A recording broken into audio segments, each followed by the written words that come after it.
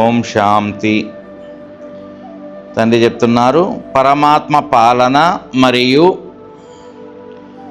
పరివర్తన శక్తి యొక్క ప్రత్యక్ష స్వరూపం సహజ యోగి జీవితం 26/11/94. ఈరోజు పరమాత్మ యొక్క పాలన యొక్క భాగ్యరేఖ,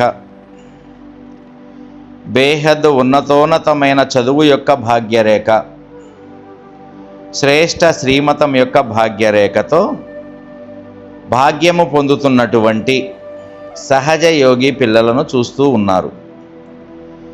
పాలన యొక్క భాగ్యం వర్తమాన సమయంలో పిల్లలకు చాలా లభించింది. పాలన ద్వారా భాగ్యం, ఇటువంటి భాగ్యానికి పిల్లలే అర్హులు. కలలో కూడా సంకల్పములో కూడా ఇంత భాగ్యం పొందుతామని మీరు అనుకోలేదు. ఇంత భాగ్యానికి అధికారులుగా అవుతామని అనుకోలేదు. పరమాత్మ ప్రేమ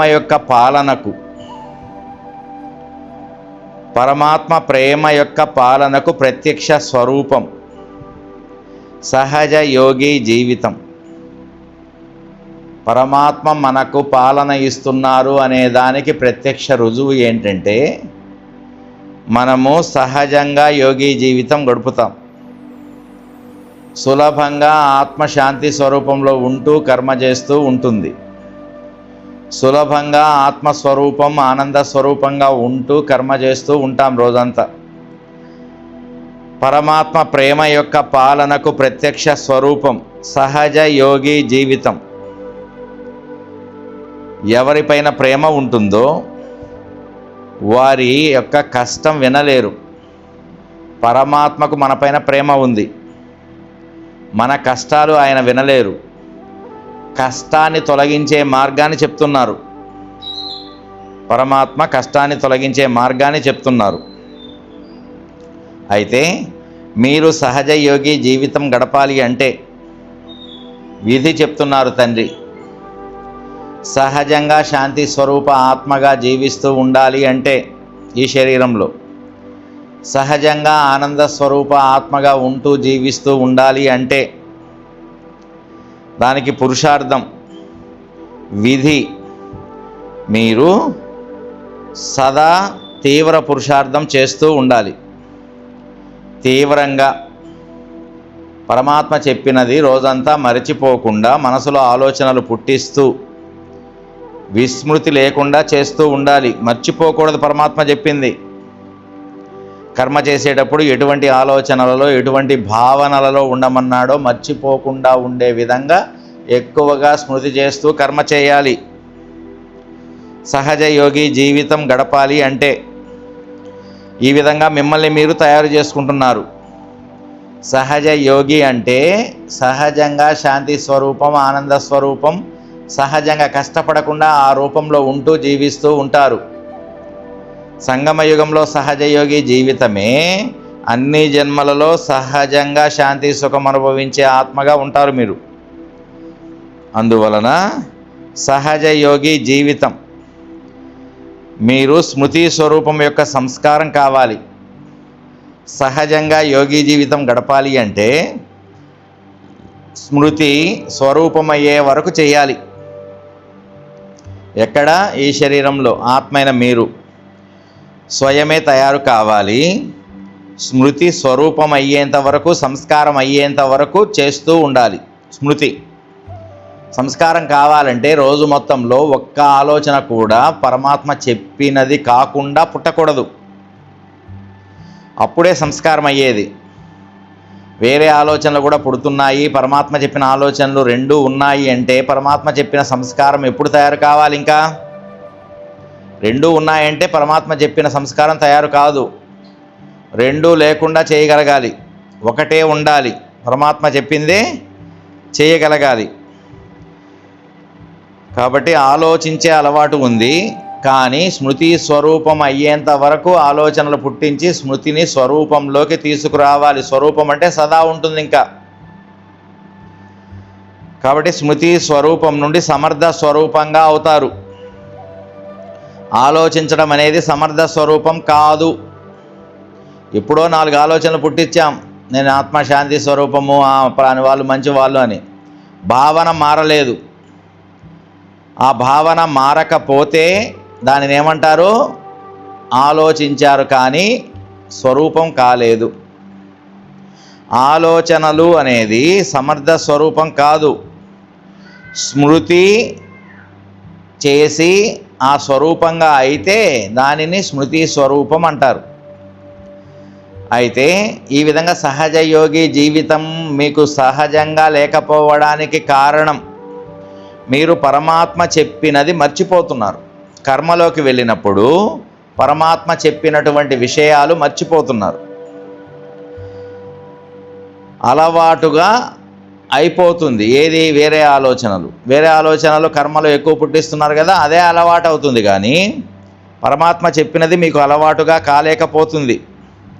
అయితే మీరు గనక స్మృతి గట్టిగా చేయకపోతే మీకు పురుషార్థం కూడా కష్టం అనిపిస్తుంది.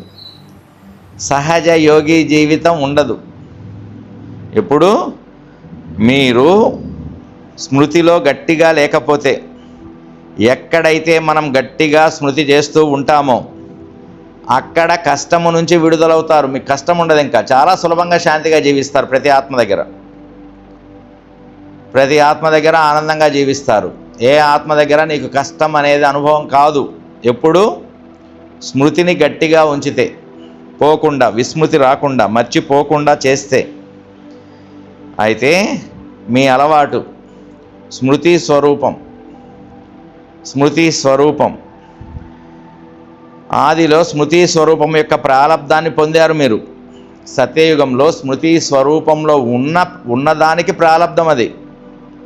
సంగమయుగంలో స్మృతి స్వరూపంలో సదా జీవించిన దానికి ప్రాలబ్ధంగా సత్యయుగం లభించింది మీకు. యోగం జోడించే పురుషార్థం చెయ్యరక్కడ. ఎక్కడ? సత్యయుగంలో. యోగము జోడించరు. నేను ఆత్మ శాంతి స్వరూపమని మనసును జోడించరు. సహజంగా శాంతి స్వరూప ఆత్మగా జీవిస్తూ ఉంటారు ఆ స్వరూపంలో. యోగం జోడించే పురుషార్థం చెయ్యరు. కానీ స్మృతి స్వరూపం యొక్క ప్రాలబ్ధాన్ని అనుభవిస్తూ జీవిస్తారు. ఆ స్వరూపంలో ఉంటూ ఆ ఆస్తిని అనుభవిస్తూ జీవిస్తూ ఉంటారు. స్మృతి స్వరూపం యొక్క ప్రత్యక్ష జీవితం మీకు సంస్కారంగా ఉండాలి. ఇక్కడ సంగమయుగంలో స్మృతి స్వరూపము యొక్క జీవితం సంస్కారంగా ఉండాలి. సంస్కారం అంటే అలవాటైపోవాలి. ఆత్మ నుంచి నిరంతరము శాంతి కిరణాలు వెదజల్లుకుంటూ ఉన్న రూపంలో, బిందు రూపంలో ఉండి శరీరం ద్వారా ప్రతికర్మ చేస్తున్నామా? అది అలవాటైందా? స్మృతి స్వరూపం. పరమాత్మ పాలనకి అధికారి ఆత్మలు ఇలా ఉంటారు. పరమాత్మ మనల్ని పాలన చేస్తున్నారు అంటే పాలనకు రుజువు మనం ఏమి చూపించాలి? సహజ యోగి జీవితం. ఆ విధంగా జీవించాలి రోజంతా. మీకు విస్మృతి వచ్చింది, మర్చిపోయారు పరమాత్మ చెప్పింది అంటే అదే టైంలో నీకు కష్టం అనుభవం అవుతుంది, విసుగు వస్తుంది, ఆత్మలో రికార్డ్ అవుతుంది. అది దుఃఖము రూపంలో రికార్డ్ అవుతుంది. తరువాత దుఃఖంగా ప్లే అవుతుంది. మిగతా జన్మల్లోనైనా లేదా ఈ జన్మలోనే వస్తుంది మళ్ళా. అందువలన పరిశీలన చేసుకోండి. ఒకసారి సహజంగా శాంతి స్వరూపంగా ఉన్నాను, ఒకసారి కష్టంగా శాంతి స్వరూపంగా ఉన్నాను అంటే ఆత్మలో మచ్చ ఏర్పడింది. కష్టం అనుభవం అయిందంటే ఆత్మలో మచ్చ ఏర్పడింది. అది దుఃఖంగా రికార్డ్ అవుతుంది. అది ఈ శరీరంలోనే తర్వాత ప్లే అవుతుంది దుఃఖం రూపంలో. అంటే సమస్య వస్తుంది. ఒక్కొక్కసారి జీవితం సహజ యోగి జీవితంగా ఉంటుంది మీకు. ఒక్కొక్కసారి కష్టపడుతున్నారు. కష్టం అనేది ఈ శరీరంలో మీ మనసుకు తెలియకూడదు, అనుభవం కాకూడదు. ఆ విధంగా స్మృతి చేయాలి, స్మృతి పెంచాలి, స్మృతి సంస్కారం అయిపోవాలి, స్మృతి స్వరూపం అయిపోవాలి. అప్పుడే కష్టము ఉండదు మీకు. అయితే ఈ మచ్చలు, ఈరోజు కష్టపడ్డాం, కష్టం అనుభవమైంది, రోజంతా శాంతి స్వరూపం అనుభవం కాలేదు, మధ్య మధ్యలో అశాంతి, మధ్య మధ్యలో దుఃఖము, కొద్ది సమయమే, మరలా పరివర్తన చేశాం, లోపల మారిపోయింది. ఆ కొద్ది సమయము పరివర్తన చేశారు కదా, అంటే యుద్ధం జరిగింది. యుద్ధము సమాప్తి అయిపోయి ఉండాలి, పూర్తిగా అంత స్మృతి చేసి ఉండాలి. ఇప్పటికైనా చేయండి, ఇప్పటి నుంచైనా చేయండి, స్మృతి స్వరూపమయ్యేంత వరకు చేయాలి. అందువలన మచ్చలు అంటే ఏ విషయమైనా మీ మనసులో ఇతరుల గురించి అయినా మీ గురించి అయినా ఇది ఎందుకు జరిగింది, ఇది ఏమిటి, ఇది ఎలాగా, ఈ విధంగా జరగకూడదు, ఆ విధంగా జరగాలి, ఈ విధమైనటువంటి ఆలోచనలు పుట్టాయి అంటే మీ మనసులో శక్తి తగ్గిపోతూ ఉంటుంది, ఆత్మలో శక్తి తగ్గిపోతూ ఉంటుంది. సహజ యోగి జీవితం గడపలేరు. ప్రశ్నలు పుట్టకూడదు. ప్రశ్న పుట్టడానికి మీరు బిందువును అలవాటు చేయాలి. ఎవరి గురించి అయినా ప్రశ్న పుడితే మనసులోనే పరివర్తన చేయాలి, పరిశీలన చేసి. కాబట్టి విషయం వస్తుంది, సమస్య వస్తుంది, సమస్య వెళ్ళిపోతుంది, కానీ మీ మనసు మాత్రం ఆ సమస్యను పట్టుకుంటుంది పోకుండా. సమస్య ఏమో వెళ్ళిపోయింది, ఫలానప్పుడు ఫలాని వాళ్ళు ఇలా చేశారు నాకు, అప్పుడు అయిపోయింది, అది వెళ్ళిపోయింది, కానీ మనసు పట్టుకొని ఉంటుంది. అల్లడా ఫలాని సమయంలో వాళ్ళు నాకు ఇలాగ నష్టం చేశారు, వాళ్ళు నన్ను ఇలా అన్నారు, అయిపోయింది, అదంతా కూడా గడిచిపోయింది, 1 సంవత్సరం క్రితమో 2 సంవత్సరాల క్రితమో. కానీ అది ఇప్పుడు ఎవరు పట్టుకొని ఉన్నారు? మనసు పట్టుకొని ఉంది. విషయం వెళ్ళిపోయింది, సమస్య వెళ్ళిపోయింది, సమస్య తెచ్చిన వారు వెళ్ళిపోయారు, కానీ నీ మనసు పట్టుకొని ఉంది అంటే నీవు సహజ యోగి జీవితం గడపలేవు. యథార్థ స్మృతి ఎంత సమయం ఆలోచన స్వరూపంగా ఉంటూ యథార్థ స్మృతి స్వరూపంగా అవ్వరో అప్పటి వరకు మచ్చ పైన మచ్చ పడుతూనే ఉంటుంది.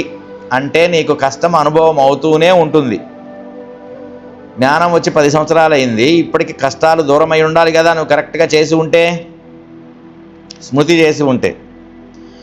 అందువలన మీరు పరీక్షా సమయమేమో తక్కువే.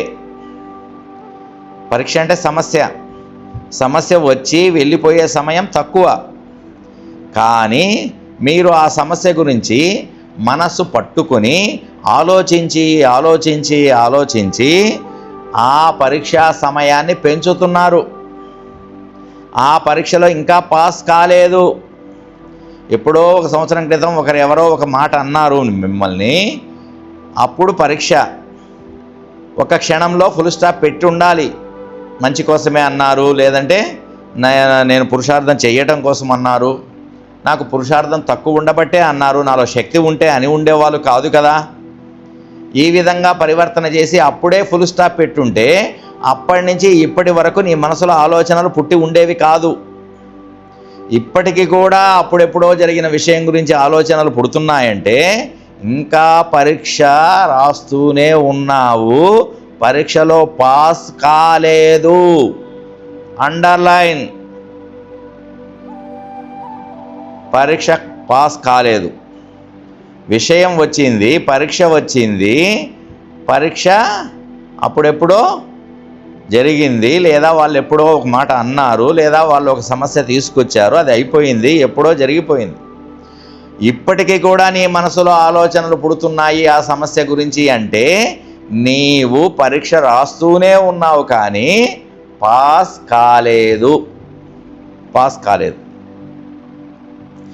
పరీక్షా సమయం తక్కువే, కానీ ఆలోచనలు పుట్టించి అదెందుకు వచ్చింది, ఇదెందుకు వచ్చింది, వాళ్ళకి నేనేం చేశాను, వాళ్ళు నాకు నష్టం చేశారు, వాళ్ళని నేనేమన్నాను, వాళ్ళు నన్ను అంటున్నారు.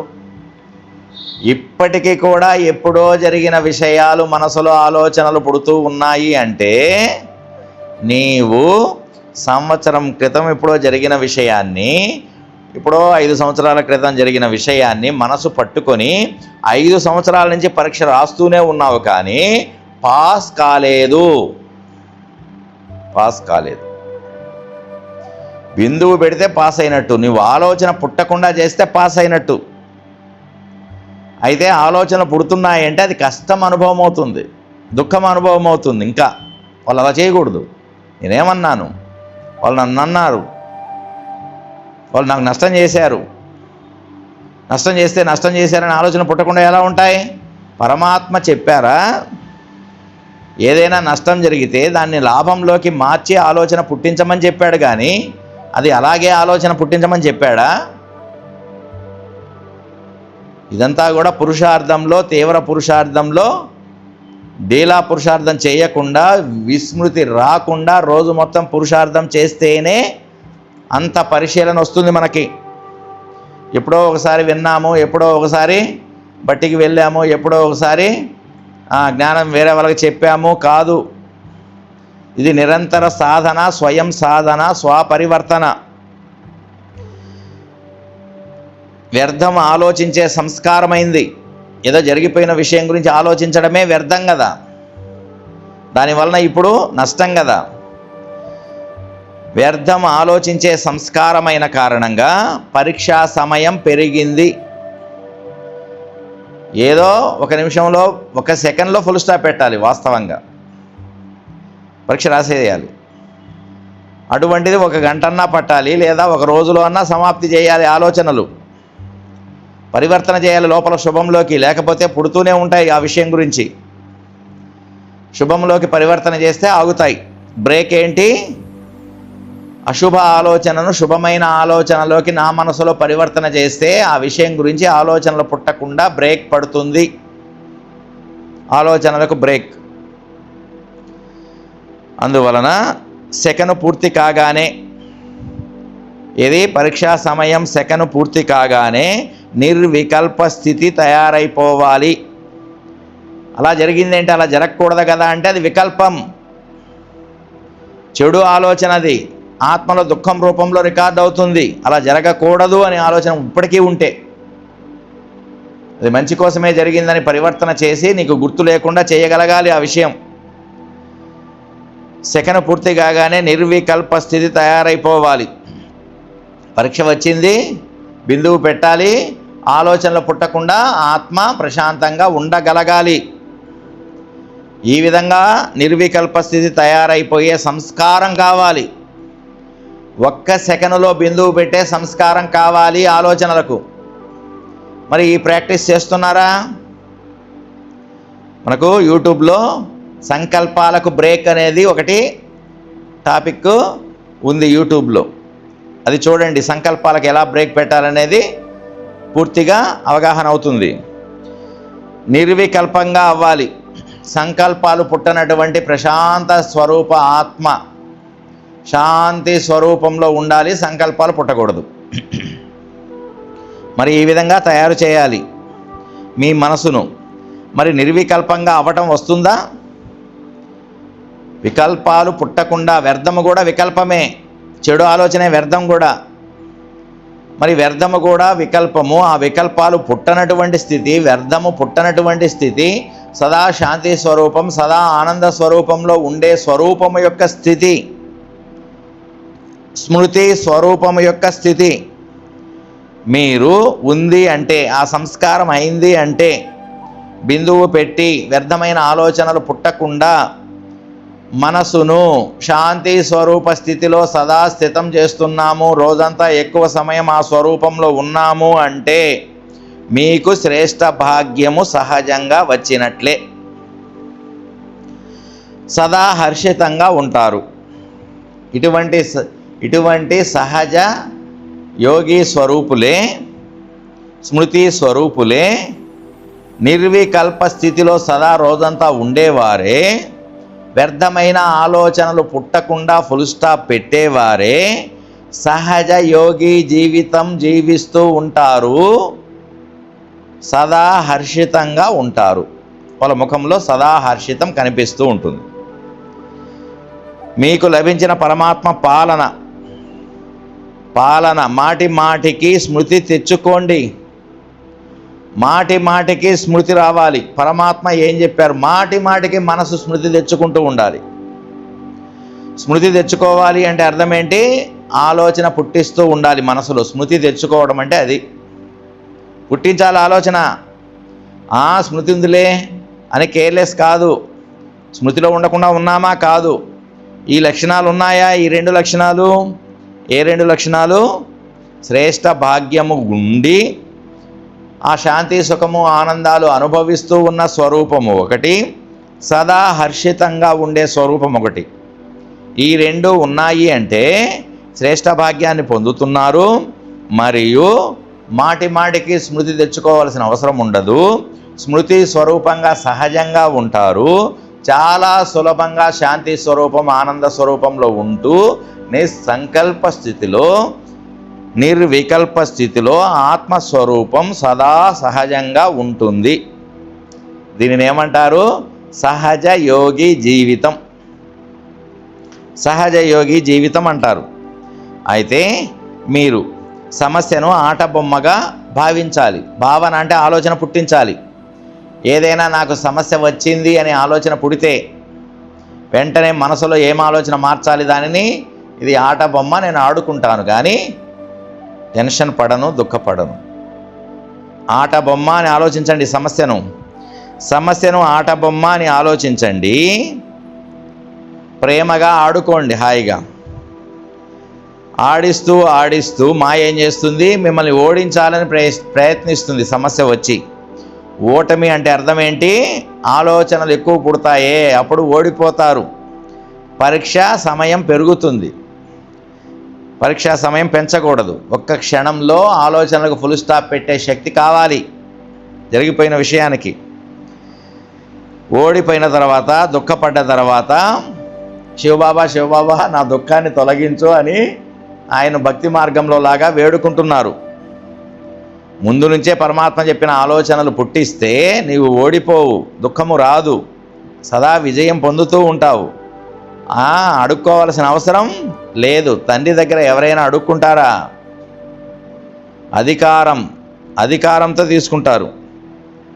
మీరు ఒక్కొక్కసారి చాలా బాగా స్మృతి చేస్తూ నడుస్తున్నారు, ఒక్కొక్కసారి మర్చిపోయి కర్మ చేస్తున్నారు. ఆయన చెప్పిన ఆలోచనలు, భావనలు కర్మలో మర్చిపోయి కర్మ చేస్తున్నారు. ఒకసారేమో ఆనందంలో ఎగిరిపోతున్నారు స్మృతి చేస్తూ ఉన్నప్పుడు, అదేవిధంగా మర్చిపోయినప్పుడు కింద కూర్చేస్తున్నారు. దీనికి కారణం ఏమిటి? ఒక్కొక్కసారి ఆనందం ఎక్కువ ఉంటుంది, ఒక్కొక్కసారేమో ఆనందం తక్కువ ఉంటుంది.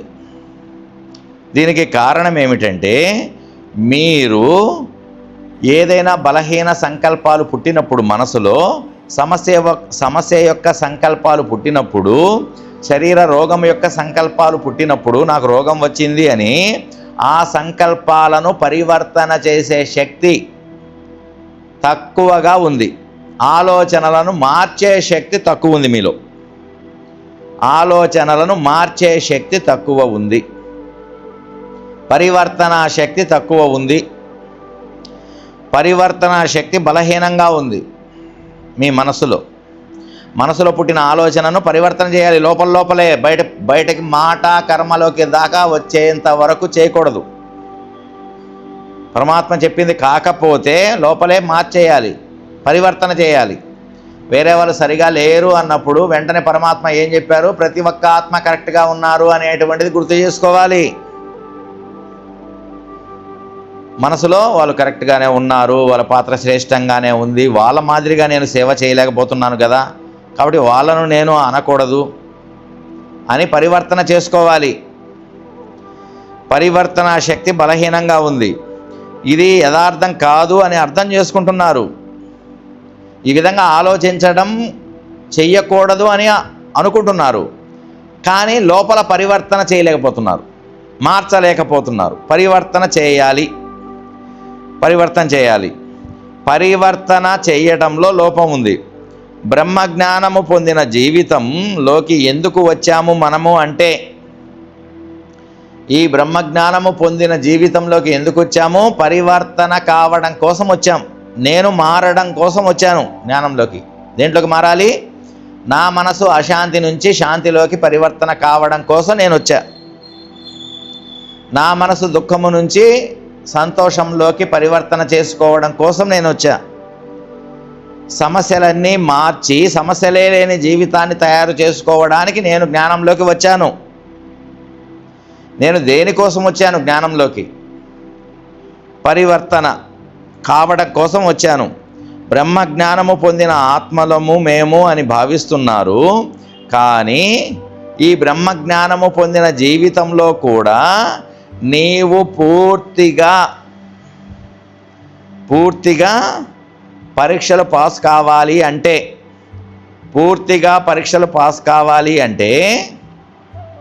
మీరు పరివర్తనా శక్తి ఎక్కువ ఉండాలి. పరివర్తనా శక్తి ఎక్కువ ఉంటేనే నీ జీవితం అశాంతి నుంచి శాంతిలోకి మారుతుంది, దుఃఖము నుంచి సుఖములోకి మారుతుంది. ఇటువంటి పరివర్తనా శక్తి చాలా అవసరం. బ్రహ్మజ్ఞానంలో నీవు పూర్తిగా జీవించాలి అంటే, బ్రహ్మజ్ఞానంలో శక్తి పెరుగుతూ జీవించాలి అంటే మీరు పూర్తిగా పరివర్తనా శక్తి ఉండాలి మీలో. లేకపోతే మధ్యలో డ్రాప్, బ్రహ్మజ్ఞానం వదిలేస్తారు. బ్రహ్మజ్ఞానం వదిలేంతగా మీరు చేస్తున్నారు అంటే మీరు పరివర్తనా శక్తి తక్కువ ఉంది. అందుకే బ్రహ్మజ్ఞాన జీవితంలో మీరు పూర్తిగా సాధన చేయలేకపోతున్నారు. మధ్యలో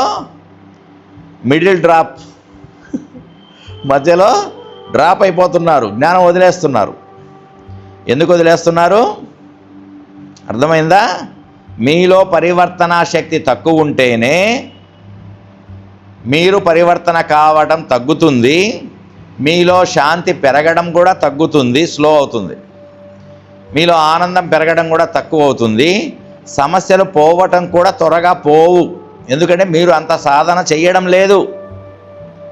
స్మృతి స్వరూపం అయితేనే అన్నీ పోతాయి. అన్ని సమస్యలకు పరిష్కారం స్మృతి స్వరూపం.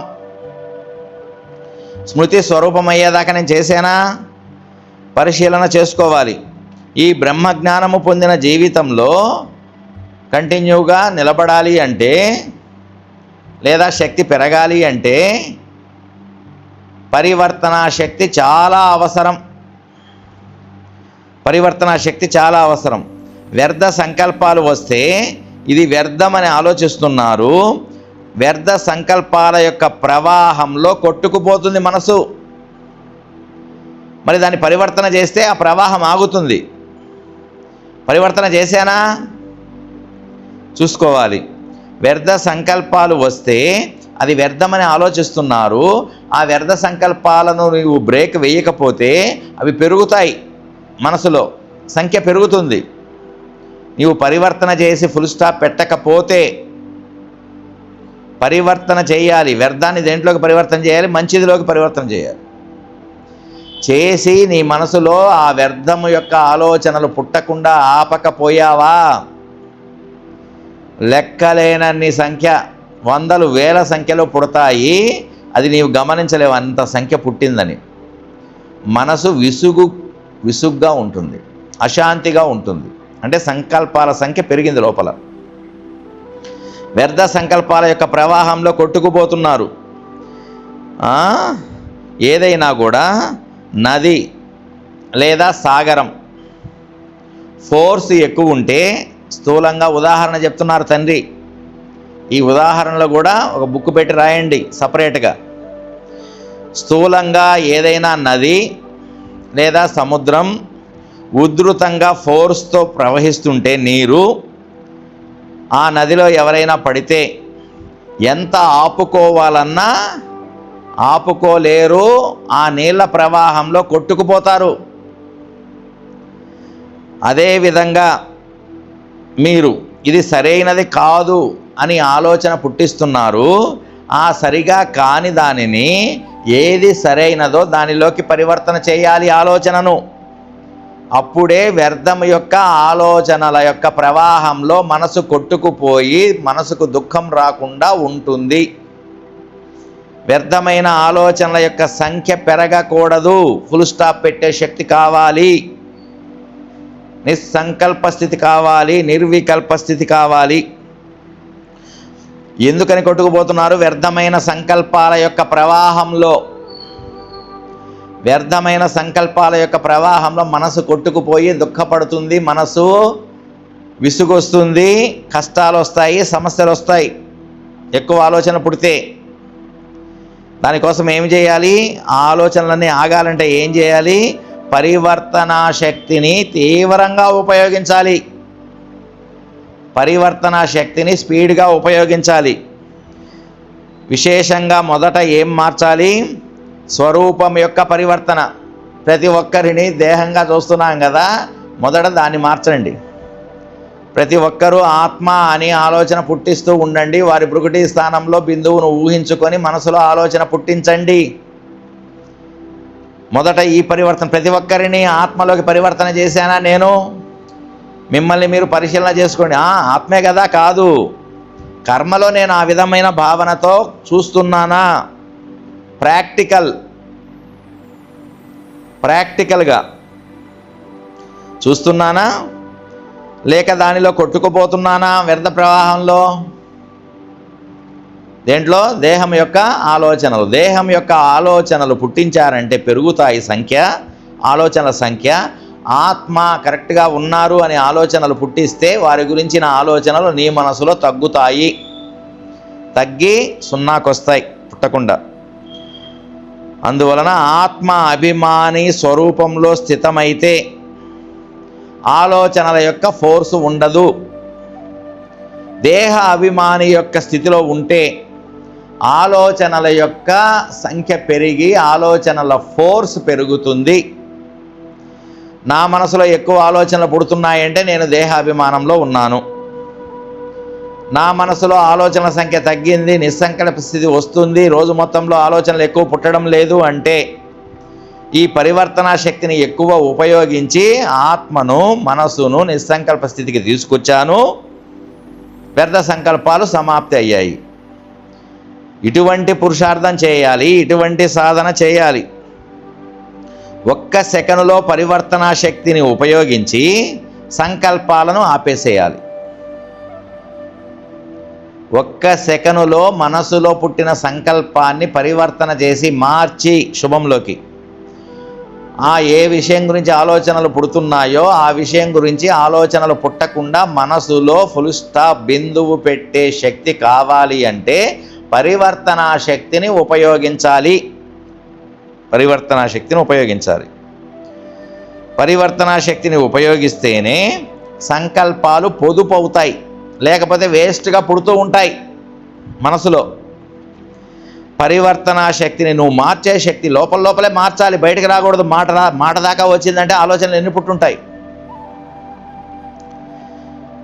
ఈ విధంగా పరివర్తనా శక్తిని కార్యంలోకి తీసుకువస్తే సంకల్పాలు ఎంత పొదుపు అవుతాయి? వ్యర్థము నుండి సమర్థములోకి పరివర్తన చేస్తేనే జమ అవుతుంది. శక్తి జమ అయ్యేది. ఎలా అవుతుంది? శక్తి జమ. ఆత్మలో శక్తి పెరగాలంటే నీ మనసులో పుట్టిన వ్యర్థ సంకల్పాన్ని సమర్థ సంకల్పంలోకి పరివర్తన చేస్తే నీలో శక్తి పెరుగుతుంది. ఒకటే మార్గం, ఆత్మిక శక్తి పెంచుకోవడానికి ఒకటే మార్గం, వేరే మార్గం లేదు. మరి ఈ పరివర్తనా శక్తిని నేను ఎంత తీవ్రంగా కార్యంలో ఉపయోగిస్తున్నాను, ఎంత శక్తిని పెంచుకుంటున్నాను రోజు మొత్తంలో? ఎవరికి వాళ్ళం పరిశీలన చేసుకోవాలి. మొదట ఏం పరివర్తన చేయాలి? స్వరూపం యొక్క పరివర్తన.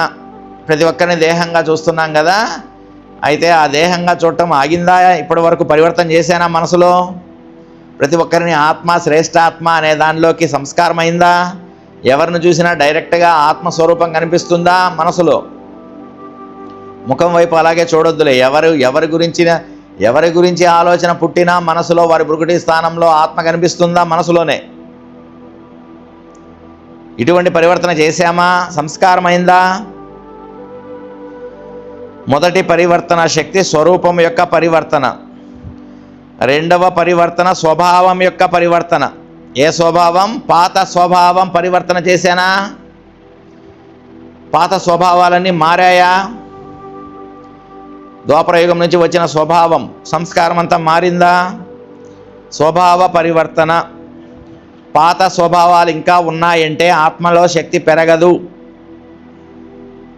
పాత స్వభావాలు ఇంకా ఉన్నాయంటే ఆత్మలో శక్తి పెరగదు. నా స్వభావం కరెక్టు, వీరి స్వభావం తప్పు అంటున్నారే, అప్పుడు కూడా పెరగదు. నా స్వభావం కరెక్ట్గా ఉంది, వీళ్ళ స్వభావం తప్పుగా ఉంది, అది కూడా మిమ్మల్ని మోసం చేస్తుంది. స్వభావానికి వశమైపోతున్నారు, పాత స్వభావ సంస్కారాలకు వశమైపోతున్నారు. మిమ్మల్ని మీరు రక్షించుకోవడానికి నా భావం ఇది కాదు, కానీ ఏదో అలా వచ్చేసింది మాట అని అంటున్నారు. నా స్వభావం అంటున్నారు. నా స్వభావము అంటే ఆత్మ స్వభావము, ఆత్మ స్వభావము అంటే పరమాత్మ స్వభావము, బ్రహ్మ జ్ఞానము పొందిన స్వభావం ఉండాలి. ఇప్పుడు మనము జన్మ మారింది కదా, బ్రాహ్మణులం అయ్యాం, బ్రహ్మజ్ఞానము పొందిన ఆత్మలుగా అయ్యాము అంటే స్వభావం మారాలి కదా. అందువలన జన్మ మారిందంటే సంబంధం మారింది, తల్లి తండ్రి మారారు, పరివారం మారింది, జ్ఞానం మారింది, స్వరూపం మారింది, మొత్తం మారిపోయాయి. కానీ నేను మారానా? నా మనసు బుద్ధి మారిందా? స్థూలంగా మారాయి, సూక్ష్మంగా మారిందా? పరిశీలన చేసుకోవాలి. మూడవ పరివర్తన. మొదటి పరివర్తన ఏది? స్వరూపం యొక్క పరివర్తన. రెండవ పరివర్తన స్వభావ సంస్కారాల, పాత స్వభావ సంస్కారాల పరివర్తన. మూడవ పరివర్తన సంకల్పాల యొక్క పరివర్తన. సంకల్పాలను మార్చేటువంటి స్పీడ్. ఒక్క సెకనులో వ్యర్థాన్ని సమర్థములోకి పరివర్తన చేయండి. ఎంత టైంలో? లోపల పుట్టింది నేను మార్చేశా. అంత స్పీడ్ ఉండాలి. అంత స్పీడ్ ఉండాలి అంటే మీకు రోజంతా ఎక్కువ సాధన ఉంటేనే అంత స్పీడ్గా ఆలోచనలు ఏం పుడుతున్నాయి అని పరిశీలన చేయగలరు. ఎప్పుడో ఒకసారి క్లాస్ వింటున్నాం, ఎప్పుడో ఒకసారి పరమాత్మ చెప్పిన ఆలోచనలు పుట్టిస్తున్నామంటే మీ మనసులో ఏ ఆలోచనలు పుడుతున్నాయో మీకే పరిశీలన ఉండదు. ఎప్పుడో డీలా పురుషార్థం చేసేవారికి. అందువలన ఒక్క సెకనులో వ్యర్థమైన సంకల్పాలను సమర్థ సంకల్పాలలోకి లోపలే పరివర్తన చేసేయాలి. బయటికి రాకుండా, ఇంకా మాట దాకా రాకూడదు. కొందరు ఆలోచిస్తున్నారు, సమస్య వచ్చింది, తుఫాన్ వచ్చింది, అరగంట సేపు ఆలోచనలు పుట్టాయి, పావుగంట సేపు ఆలోచనలు పుట్టాయి అని ఆలోచనలు చేస్తూ ఉన్నారు. మరి అరగంట సేపు ఆలోచనలు పుట్టాయంటే ఆ తర్వాత ఆగుతాయనుకుంటున్నారా? అరగంట సేపు ఆలోచనలు పుట్టబట్టే 2 సంవత్సరాలైనా కూడా ఇప్పటికి కూడా ఆలోచనలు పోలా. అప్పుడే ఆపి ఉంటే ఇప్పటి వరకు పుట్టే కాదు, అప్పటి నుంచి ఇప్పటి వరకు మనసులో ఉన్నాయి, ఇంకా ఆలోచనలు ఉన్నాయి అంటే శక్తి పెరుగుతుందా తగ్గుతుందా? ఇప్పుడో జరిగిన విషయం ఇప్పటికి కూడా గుర్తుందంటే శక్తి పెరుగుతుందా తగ్గుతుందా? పరిశీలన చేసుకోండి. అరగంటే కదా ఆలోచన పుట్టింది, పావు గంటే కదా ఆలోచన పుట్టింది, నా మనసు ఏదోగా ఉంది, బాబా ఇంటికి పోయి యోగం చేసుకోవాలి. కర్మలో కూడా సాధన చేయాలి. ఇది జీవితం, యోగి జీవితం ఇది. అందువలన యోగి జీవితం గడపాలి. అయితే పావుగంట అరగంట వ్యర్థమైన ఆలోచనలు ఎక్కువ పుట్టాయంటే ఆ పావుగంట అరగంటలోనే ఆత్మలో శక్తి అంతా లీకేజ్ తగ్గిపోతుంది. మళ్ళీ ఆ శక్తి పెరగాలంటే ఎంత సాధన చేయాలి? అసలు వ్యర్థమైన ఆలోచనలు ఒక్క క్షణంలో ఫుల్ స్టాప్ పెట్టి పరివర్తన చేసి ఉంటే శక్తి ఎంత మిగిలేది, సమయం ఎంత మిగిలేది, సంకల్పాలు ఎన్ని వేస్ట్ కాకుండా మిగిలేవి. సంపాదన చేసుకోవటం నేర్చుకోవాలి. సంపాదన చేసుకోవాలి, బలహీనం కాకూడదు. అరగంట సేపు నాకు ఆలోచనలు పుట్టాయి, పావుగంట సేపు ఆలోచనలు పుట్టాయి అంటే ఆ పావుగంట అరగంటలోనే ఆత్మ బలహీనమైపోతుంది. బలహీనమైపోతే బలం పెంచుకోవడానికి చాలా కష్టపడాల్సి వస్తుంది. అదే నీకు కష్టం రూపంలో ఈ జీవితంలో కనిపిస్తుంది. శరీరంలో మాటి మాటికి బలహీనత వస్తే, ఉదాహరణ, శరీరంలో మాటి మాటికి బలహీనత వస్తే అది సదాకాలిక బలహీనతగా మారుతుంది. సదా రోగం, మాటి మాటికి రోగం వస్తే అది సదాకాలిక రోగంగా మారిపోతుంది. క్రానిక్ డిసీజ్ అంటారు. అది ఏదైనా జబ్బులు వస్తే తగ్గవు చూడండి. మాటి మాటికి జబ్బు వచ్చింది, ఈరోజు వచ్చింది, రేపు వచ్చింది, ఎల్లుండి వచ్చిందంటే అది జీవితకాలం జబ్బుగా మారిపోతుంది. శరీరంలో మాటి మాటికి జబ్బు వచ్చింది అంటే అది శాశ్వత జబ్బుగా మారిపోతుంది కదా. అదేవిధంగా ఇక్కడ కూడా మాటి మాటికి వ్యర్థమైన ఆలోచనలు పుడుతున్నాయి, ప్రతిరోజు పుడుతున్నాయి అంటే అది సంస్కారంగా అయ్యి నువ్వు సాధన చేస్తున్నా కూడా ప్రతిరోజు పుడతాయి వ్యర్థమైన ఆలోచనలు. అదంతా ఆత్మలో శక్తి తగ్గి నువ్వు బలహీనంగా కావడమే. ప్రతిరోజు ఈ విధమైన స్థితి ఉందంటే ఇంకా బలవంతులుగా, బలం నిండిన ఆత్మగా, మహావీరులుగా, శక్తిశాలి ఆత్మగా ఎప్పుడవుతాము? పరిశీలన చేసుకోండి. ఒక్క సెకను సంగమ యుగంలో వ్యర్థమైంది అంటే మిగతా జన్మలలో 1 సంవత్సరం వేస్ట్ అయిపోతుంది. అంటే అక్కడ నష్టం 1 సంవత్సరం. అందువలన ఇక్కడ సోమరితనంగా అవ్వద్దు, వ్యర్థమైన ఆలోచనలు పుట్టించొద్దు. 1 సెకనులో ఆ వ్యర్థమైన ఆలోచనను మంచి ఆలోచనలోకి పరివర్తన చేసి ఆ వ్యర్థమైన ఆలోచన మనసులో పుట్టకుండా చేయండి.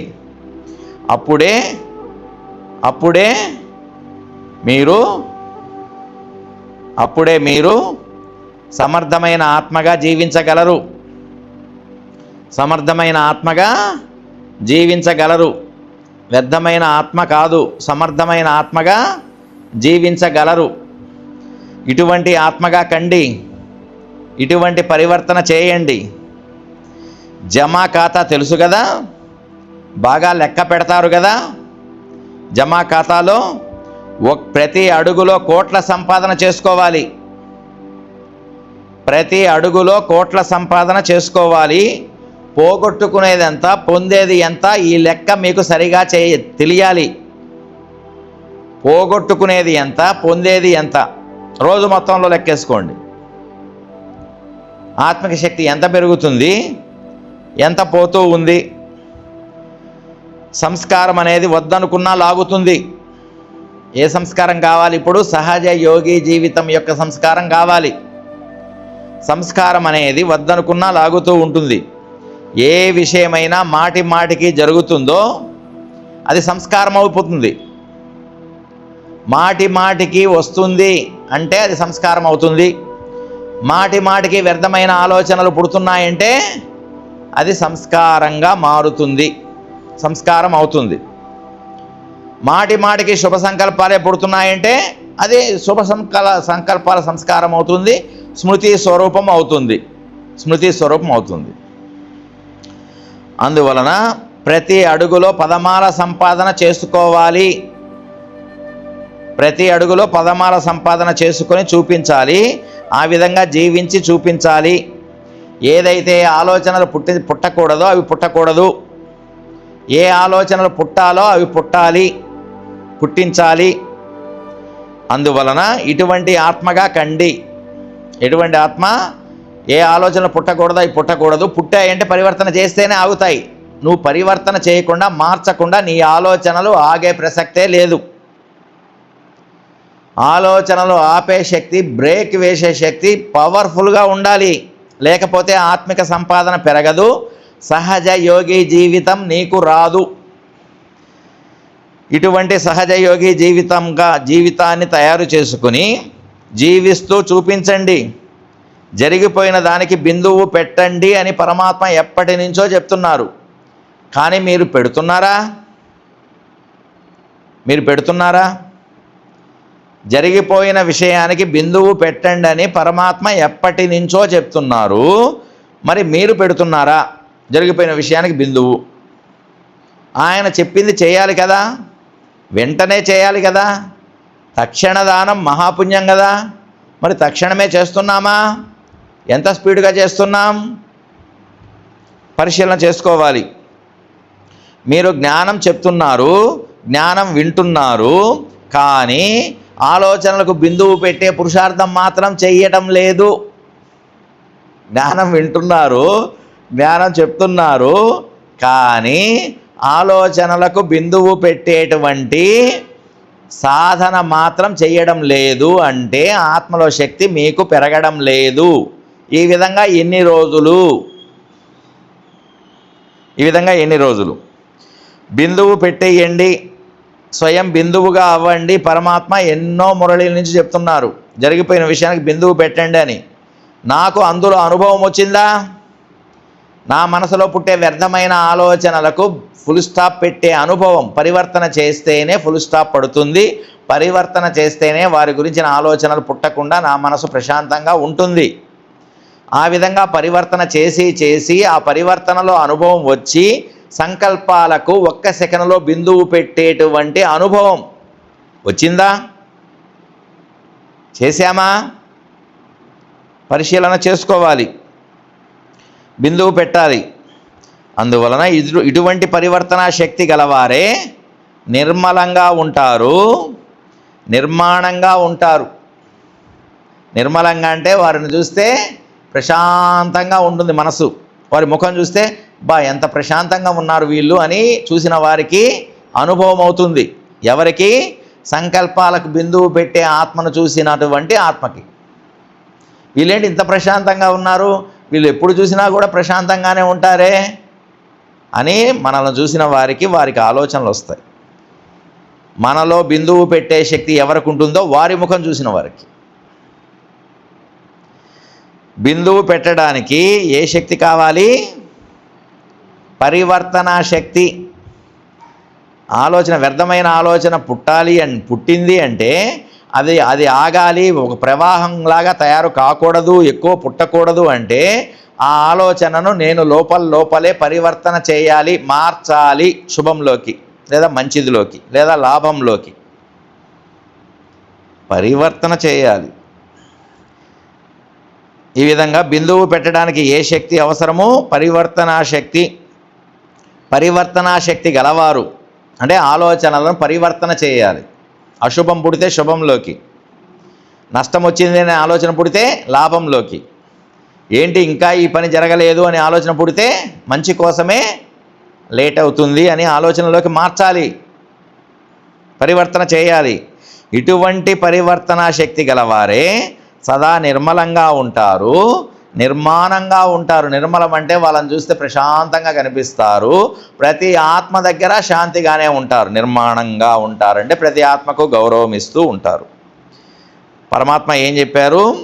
మిమ్మల్ని మీరు మలుచుకునేవారే సత్యమైన బంగారం అని చెప్పారు. మలుచుకోవడం అంటే మార్చుకోవడం. ఏం మార్చాలి? సంకల్పాలను మార్చాలి. మూడవ పరివర్తన. 3 పరివర్తనలు చెప్పారు కదా, ఇది ముఖ్యం. సంకల్పాల పరివర్తనే ముఖ్యం. ఎవరైతే సంకల్పాలను పరివర్తన చేస్తూ ఉంటారో వారే సత్యమైన బంగారంగా తయారవుతారు. సత్యమైన బంగారం యొక్క గుర్తేంటి?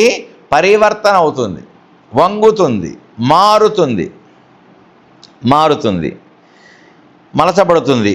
అందువలన పరివర్తనా శక్తి సమయానుసారం కార్యంలోకి తీసుకువస్తున్నానా లేదా అనేది పరిశీలన చేసుకోండి. పరివర్తనా శక్తిని పెంచుకోవాలి. ఇప్పుడు చేస్తున్నాం, ఎప్పుడో ఒకసారి చేస్తున్నాము, ఏదో ఒక ఆలోచన చేస్తున్నాం. పుట్టిన ప్రతి వ్యర్థ సంకల్పాన్ని పరివర్తన చెయ్యలేకపోతున్నాము. పరివర్తన చేయాలి. ఎవరిలో పరివర్తనా శక్తి ఉంటుందో వారు అందరికీ ప్రియమవుతారు. ఎవరిలో పరివర్తనా శక్తి ఉంటుందో, ఆలోచనలను మార్చే శక్తి ఉంటుందో వారు అందరికీ ప్రియమవుతారు. అందరూ వారిని ఇష్టపడతారు. పరివర్తన చేసి శాంతిగా కనిపిస్తారు కదా, అప్పుడు వాళ్ళని ఇష్టపడతారు, అందరికీ ప్రియమనిపిస్తారు. ఆలోచనలో కూడా, ప్రతి ఒక్కరి ఆలోచనలో కూడా వీళ్ళ పట్ల శుభభావన ఉంటుంది. ఎవరి పట్ల? ఆలోచనలను పరివర్తన చేసే ఆత్మ పైన ఇతర ఆత్మలకు శుభభావన ఎక్కువ ఉంటుంది. ఎందుకంటే వీళ్ళు ఎప్పుడు చూసినా శాంతిగా కనిపిస్తారు, ఎప్పుడు చూసినా ఆనందంగా కనిపిస్తారు. కాబట్టి ఎలా కనిపిస్తున్నారు? లోపల పరివర్తన చేసి కనిపిస్తున్నారు. అలాగా ఆలోచన సేవలో కూడా విఘ్న రూపం కారు వీళ్ళు. ఎవరు పరివర్తన చేసుకునేవారు. నా ఆలోచనలు నేను పరివర్తన చేయకపోతే సేవలో విఘ్నం అవుతా. ఇలా చేయకూడదు, ఇలా చేయాలంట. నా ఆలోచనలు మార్చుకోలేక అప్పుడు అక్కడ సమస్య వస్తుంది. కాబట్టి ఆలోచనలు పరివర్తన చేసుకునేవారు విఘ్న వినాశకులుగా అవుతారు. ఆలోచనలను మార్చలేని వారు విఘ్న రూపం అవుతారు. అక్కడ విఘ్న రూపం అవుతారు. కాబట్టి నా ఆలోచన కరెక్టు అని ఆలోచిస్తారు కదా, పరివర్తన చేసుకోలేక. ఇతరుల ఆలోచన కరెక్టు, ఇతరులు చేసేది కరెక్టు అని పరివర్తన నా మనసులో చేసుకోలేక నేను ఆలోచించింది కరెక్టు అనుకుంటున్నారు మీరు. అది విఘ్నం అవుతుంది. అందువలన ఇప్పుడు ఏదైనా సరే, నేను ఆత్మను, ఏది కనిపించేది ఏది నాది కాదు కదా, ఏదైనా నాది అనే భావన ఉందా, శరీరం కావచ్చు, శరీరం దగ్గర ఉన్న ధనం కావచ్చు, శరీరం దగ్గర ఉన్న ఇల్లు కావచ్చు, ఇవన్నీ కూడా ఏదైనా నాది అనే భావం లోపల ఉందంటే నీకు వ్యర్థ సంకల్పాలు ఎక్కువ పుడతాయి. ఇప్పుడు దాన్ని ఏం చేయాలి? ఆ వ్యర్థ సంకల్పాలు పుట్టకుండా ఉండాలంటే నేను ఆత్మను, నాది కాదు అనే స్మృతి చేయాలి. దాంట్లోనే ఉంటాం, అది వదిలి వెళ్ళము, కానీ స్మృతి చేయాలి. నేను ఆత్మ, వెళ్ళేటప్పుడు ఏమీ తీసుకువెళ్ళను, ఈ ఇంటిని తీసుకువెళ్ళను, ఈ ధనాన్ని తీసుకువెళ్ళను, ఈ బంగారాన్ని తీసుకెళ్ళను, ఈ పొలాలు తీసుకెళ్ళను, ఈ స్థలాలు తీసుకెళ్ళను, ఈ శరీరాన్ని కూడా తీసుకెళ్ళను. ఈ శరీరం మట్టిలో కలిసిపోతుంది. ఈ నామము ఉండదు, ఈ రూపము ఉండదు. ఆత్మనైన నేను వెళ్ళి మరొక శరీరాన్ని ధరిస్తాను. నామము మారుతుంది, రూపము మారుతుంది, కాలము మారుతుంది, దేశము మారుతుంది, సంబంధికులు మారతారు. ఇలా స్మృతి చెయ్యాలి. మనం కర్మలో స్మృతి చెయ్యాలి. కానీ నాది అనే కల్తీ కలుస్తుంది, వ్యర్థ సంకల్పాలు ఎక్కువ పుడుతున్నాయి. వాటిని ఆపేటువంటి మార్గం మీరు ఇంకా పూర్తిగా తెలుసుకోలేదు. వ్యర్థ సంకల్పాలను ఆపడం అనేది ఎలాగా? ఇప్పుడు ఏం చెప్పారు తండ్రి? నాది అనేది నీకు ఎక్కడ భావనలో ఉన్నా నీకు వ్యర్థ సంకల్పాలు పుడతాయి. ఆ వ్యర్థ సంకల్పాలను ఆపాలంటే నాది కాదు అని సంకల్పాలు పుట్టించాలి. ప్రతి విషయాన్ని నాది అనే భావన వచ్చినప్పుడల్లా ఈ ఇంట్లోనే ఉండాలి, ఈ ఇల్లు నాది కాదు, నేను ఆత్మను వెళ్ళిపోయేటప్పుడు తీసుకువెళ్ళను, దీని రూపం మారుతుంది కొన్ని సంవత్సరాల తర్వాత, ఇది మరొకరి శరీరం పేరు మీద ఉంటుంది, నాకు నా దాని మీద ఉండదు. స్మృతి చేయాలి. స్మృతి చేస్తే కదా శక్తి స్వరూపంగా మారేది. నాది అనే భావం కల్తీ అయింది మనసులో అంటే వ్యర్థ సంకల్పాలు పుట్టడం ప్రారంభమవుతుంది. అందుకని నాది కాదు అనే దానిలోకి మనసులోని ఆలోచనను పరివర్తన చేయండి. అప్పుడు వ్యర్థ సంకల్పాలు ఆగుతాయి. పరివర్తన చేయాలి. సత్యమైన బంగారంలో కల్తీ కలిస్తే అది వంగదు. సత్యమైన బంగారానికి గుర్తు వంగుతుంది, మలచబడుతుంది. అంటే సంకల్పాలను పరివర్తన చేస్తే మలచబడడం. సత్యమైన బంగారం మీ ఆలోచనలు మీరు మార్చుకోలేకపోతున్నారు అంటే నాది అనే భావన కలిసింది. అందుకని నేనే గొప్ప, నేను చెప్పిందే కరెక్టు అనే కల్తీ కలిసింది. అప్పుడు మిమ్మల్ని మీరు మార్చుకోలేరు. అంటే మీరు సత్యమైన బంగారం కాదు. పెద్ద పెద్ద విషయాల్లో పరివర్తన అవుతున్నారు, కానీ వ్యర్థ సంకల్పాల విషయం మాత్రం చాలా సులభంగా పరివర్తన చేయడానికి మీకు ఇంకా శక్తి రాలేదు. ప్రతి వ్యర్థ సంకల్పాన్ని పరివర్తన చేయడానికి ప్రతి సంబంధంలో, ప్రతి సంపర్కంలో, ప్రతి సమయం, ప్రతి వాయుమండలాన్ని అర్థం చేసుకొని స్వయాన్ని పరివర్తన చేసుకోవాలి. అక్కడ ఎటువంటి వాయుమండలం ఉంది, ఆ సంబంధంలో నేను ఎలా ఉంటే, నన్ను నేను మార్చుకుంటే ఆ సంబంధంలో నేను సుఖంగా ఉంటాను. ఇతరుల సంపర్కంలోకి వెళ్ళినప్పుడు నన్ను నేను ఏ విధంగా మార్చుకుంటే వాళ్ళ జతలో నేను సుఖమైన సంబంధంలో జీవిస్తాను అని మీరు పరివర్తన చేయాలి. ప్రతి సంబంధంలో నేను సుఖంగా ఉండాలంటే నన్ను నేను మార్చుకోవాలి. వాళ్ళని కాదు మార్చాల్సింది. వాళ్ళు మారితే నాకు సుఖం వస్తుంది కాదు, నేను మారితేనే నాకు సుఖం వస్తుంది. పక్కా ఇది మనము అర్థం చేసుకోలేకపోతున్నాం.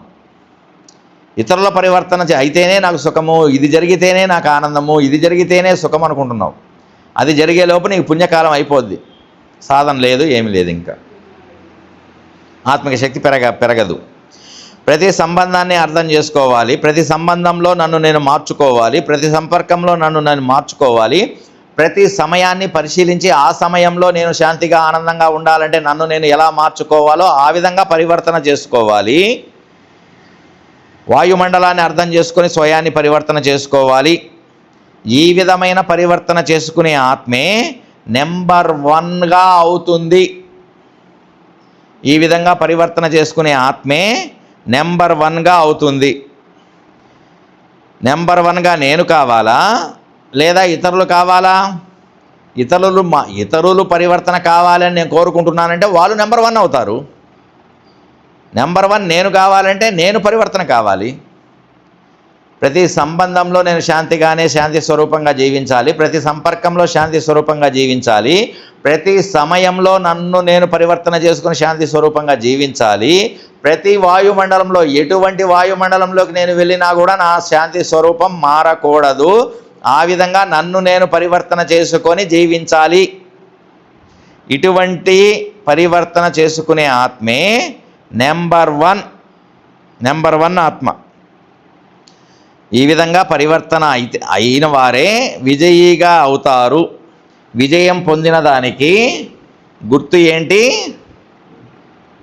స్వపరివర్తన, సంకల్ప పరివర్తన ఎవరైతే చేస్తారో వారే నెంబర్ 1 విజయి. మంచిది. ఓం శాంతి.